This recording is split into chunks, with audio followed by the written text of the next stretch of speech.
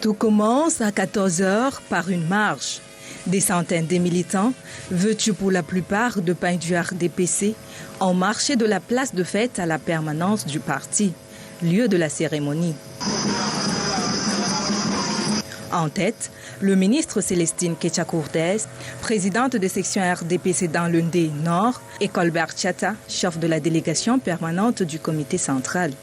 Les militants partis des 500 sous-sessions exprimaient librement chacun à leur manière la joie d'appartenir au RDPC. Chez nous, vous ne récoltez pas dans un champ où vous n'avez pas semé.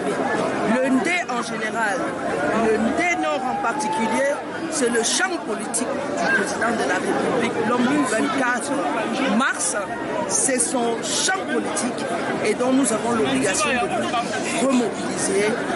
Et comme nous avons choisi l'homme du 24 mars comme notre candidat à vie, nous devons pour les prochaines victoires montrer que la nouvelle section, la section D, renouvelée malgré le contexte sanitaire, est prête pour les victoires à notre champion national.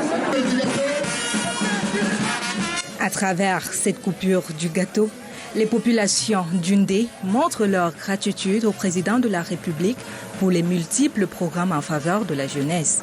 Sur le plan sanitaire, sécuritaire et éducatif, le Ndé est fier de sa fidélité au RDPC.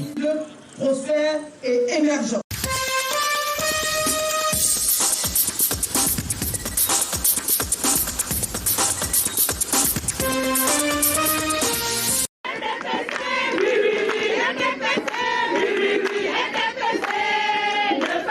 Le RDPC toujours en avant dans la section du Fonds 17 à Yaoundé. La ferveur militante au rendez-vous ce 24 mars à Colbison pour commémorer le 37e anniversaire du Rassemblement démocratique du peuple camerounais. Un retour de festivités plein de sons et couleurs après 2 années de trêve imposées par la pandémie de Covid-19. Le méga meeting de circonstance est présidé par Laurent Sejetou Dingwa, représentant de la délégation permanente du comité central du RDPC dans le Fundi. À ses côtés, le président de la section du Fonds 17, le maire Augustin Tamba, et des membres de comité de base. Tous sont montés au créneau, mouillé le maillot pour leur champion. Monsieur le ministre, nous vous prions d'aller dire au président de la République que tout le Fonds 17 est mobilisé derrière lui pour soutenir son action pour le développement de ce pays. La foule de militants du RDPC, de l'OFRDPC et de l'OJRDPC a surtout tenu à exprimer sa reconnaissance pour les grandes réalisations en cours dans le Fonds 17 et réaffirmer son attachement indéfectible aux idéaux du parti et de son chef, le président Paul Biya. Je voudrais admirer et féliciter ce massif rassemblement de la plus jeune commune de la ville de Yaoundé qui fait déjà les choses en grand, en très grand. Il y a une symbiose qui est établie entre les projets du gouvernement et la mobilisation des élites. Tout ça est en train de donner une commune moderne en très peu de temps. Et nous voulons tout simplement dire qu'en se mettant derrière le président, la commune de Yaoundé 7e connaîtra des lendemains encore meilleurs. La célébration des 37 ans du parti du flambeau à Yaoundé 7e, c'est avec des motions de soutien, des chants et danses.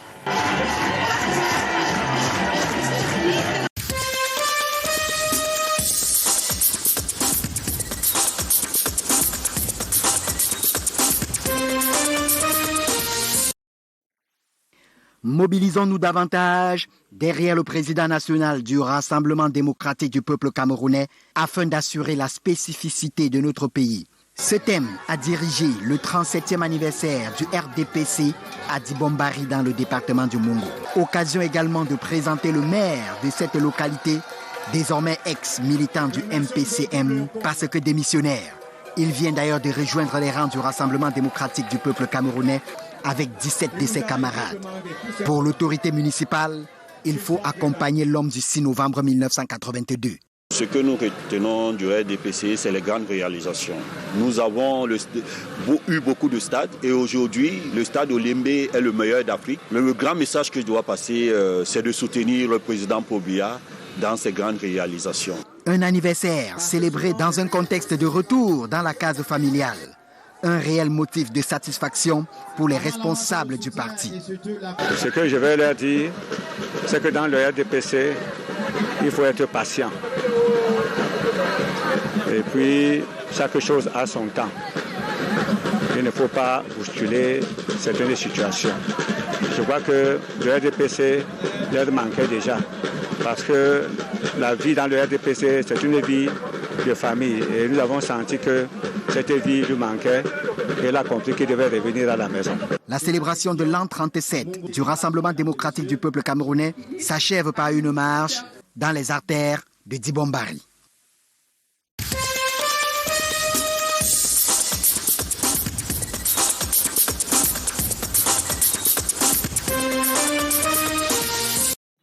Ici, à l'hôpital de district de Fumban, les patients affectés par la tuberculose sont gratuitement pris en charge. En cette journée mondiale de la tuberculose, il est question de sensibiliser sur cette grave maladie causant d'énormes pertes en vie humaine au Cameroun. Tout nouveau-né doit être amené dans un centre de vaccination pour recevoir sa dose de BCG. Nous encourageons ceux qui viennent se faire dépister parce que le traitement est gratuit. Quand vous vous dépistez, on vous met sous traitement et on vous suit pendant cette période et vous guérissez. Pour rappel, le bacille de Koch, bactérie à l'origine de cette atteinte, attaque les poumons et se contamine par voie respiratoire à travers de la salive en suspension dans l'air. Ses principaux symptômes, toux, fièvre nocturne, perte de poids entre autres. Lorsqu'une personne doit être infectée, il y a les mesures à prendre. Lorsqu'une personne est déjà infectée, même quand elle est en train de prendre le traitement en ambulatoire, il doit tousser sur un mouchoir. Aujourd'hui, avec le port de masque, c'est ça qui est même efficace. Il doit porter le masque. Le patient qui est dépisté positif prend le traitement pendant 2 mois. Après les 2 mois, il fait l'examen de crachat, l'examen de contrôle. Si l'examen de contrôle est négatif, il passe à la phase de continuation. Par contre, si l'examen est positif, on doit investiguer plus pour chercher s'il n'y a pas une résistance ou pas. Quoi qu'il en soit, cette maladie n'est pas une fatalité. On en guérit à condition de suivre scrupuleusement son traitement.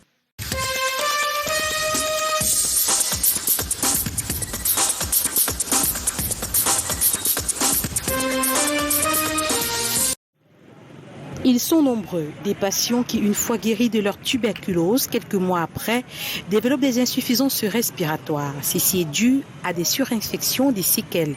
Une réalité qui interpelle les pneumologues de la ville de Douala. Même après avoir eu un traitement bien conduit, on peut garder des séquelles. Maintenant, on peut avoir ces séquelles, peut-être c'est un énième épisode de tuberculose, ça fait qu'un poumon était déjà détruit, sera détruit davantage. On peut avoir des séquelles parce qu'on a mis beaucoup de temps entre le début de la maladie et le diagnostic, donc le temps de détruire le poumon, et c'est que le traitement, lui, il vient détruire la bactérie, il ne peut pas reconstituer le poumon. Quand un poumon il est détruit, il est détruit. Donc, quand il y a cette perte de temps entre le début de la maladie et le diagnostic, on a le risque d'avoir des séquelles. Ces derniers attirent l'attention des malades sur cette pathologie qui continue de faire des victimes au sein de la population camerounaise. Pour la seule année de 2021, 174 nouveaux cas ont été enregistrés. Lutter efficacement contre la tuberculose, il faut diagnostiquer tôt, il faut initier un traitement dans le temps correct, dans les doses correctes et encourager le patient à aller jusqu'au bout de son traitement parce que c'est un traitement qui est souvent long, 6 mois.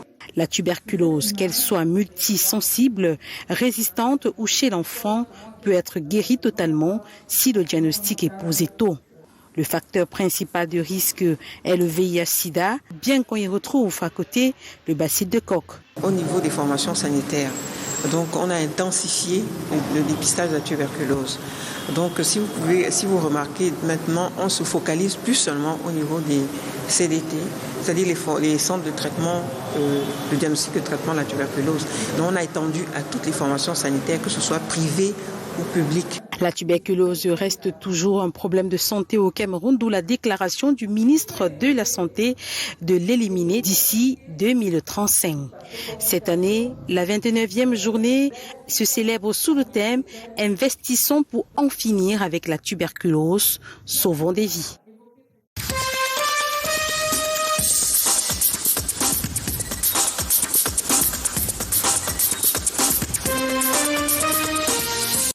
La préparation de la semaine de dédicace du temple de la paroisse Bonamoussa d'Issilo est le menu de ce point de presse donné par quelques responsables de l'église presbytérienne du Cameroun. La dédicace du temple, c'est un acte par lequel on consacre un édifice religieux à Dieu. Ça veut dire que à partir de ce moment, il est sorti du monde profane.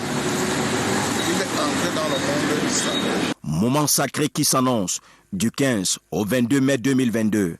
L'instant choisi pour présenter ce joyau architectural aux fidèles et invités. L'événement veut porter un cachet spécial. Nous demanderons au Seigneur c'est qu'il réponde aux prières que nous allons lui adresser dans ce temple chaque fois que quelqu'un ou nous tous aurons des difficultés.